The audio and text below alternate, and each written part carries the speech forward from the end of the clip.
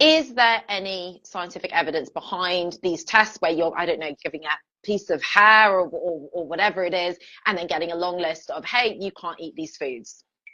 Yeah, unfortunately, there is no, like I said, other than lactose intolerance, there's no definitive test for food intolerances.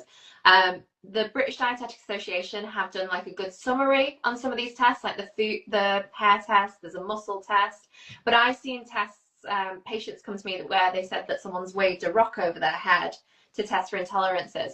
But essentially, it sounds silly, but they're taking advantage of desperate people. Yes, yes, definitely.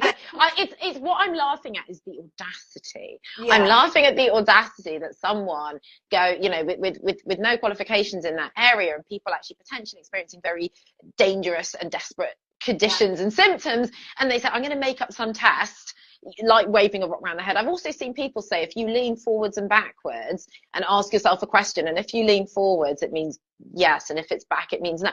I mean, you can just make, should I go and eat chocolate cake right now? Oh, yes. You know, you can do whatever you want with that.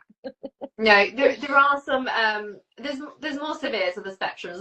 There's ones that look a little bit more official, but they still don't necessarily have evidence bias. And then there's ones where you can be like, they're waving a rock or they're holding a metal bar. That one you can kind of be like, okay, there's probably not That's evidence. something. But when they're doing things like hair sampling or blood tests, they Yeah. seem really official. But unfortunately, the evidence just isn't there to back it right now. And what I'm finding in my clinics is what they're doing is they're giving the same kind of list to every single patient, which is quite extensive. And they're the common ingredients that can trigger gut symptoms, but it doesn't mean that they're your trigger. And what people are doing is they're cutting out all the food groups, potentially putting themselves at nutritional risk.